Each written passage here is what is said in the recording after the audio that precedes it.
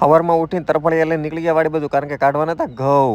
તરફડિયા પાથરી દીધા. જર્મનીથી ટ્રેક્ટર આવી ગયું ને આ ઢગલામાંથી પોળા લઈને ઓરવાનું કર્યું ચાલુ. થેસરમાં પોળો નાખ્યો એટલે પેલા નીકળ્યું કુવલ ને પછી તગારામાં આવ્યા ઘઉં ને પછી બધું સેટિંગ ઓકે કરીને ઘઉંનો કરી નાખ્યો ઢગલો. ઘડીક બહબાટી બોલાવી તે બાજુમાં આવી ગયું હાઈવેસ્ટર કે અમને કીધું તો તમારા ઘઉં અમે ઊભા કાઢી દે તો ધંધો ઘડીક બંધ કરી દીધો, કારણ કે આવી ગઈ હતી સા. ધંધીનો કરો નકર તમારો બાપ લોનું લીધેલા કારખાના વેચાઈ જાય છે ભાઈ.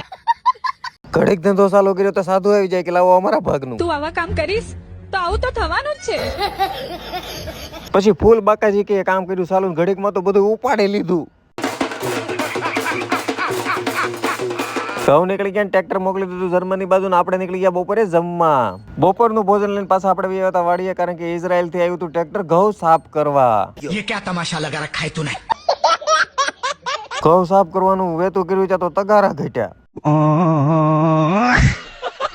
પછી ગાડી લઈને નીકળી ગયો ગામ બાજુ, બાગડતા તગારા ઘરેથી લઈને પાછો પૂગી ગયો લોકેશને. ઘઉંની થઈ ગઈ સાફ સફાઈ, પછી ટ્રેક્ટર નીકળી ગયું ઇઝરાયલ બાજુ. ઘઉં બધા નીકળી ગયા ને ઘઉંને ધાર પણ દેવાઈ ગઈ. આજનું કામ થઈ ગયું પૂરું. રાજુ દાદા વ્લોગ્સ યુટ્યુબ ચેનલને લાઈક શેર સબસ્ક્રાઇબ કરી નાખજો. મળીશું નવા વિડીયોમાં, ત્યાં સુધી બધાય આવજો.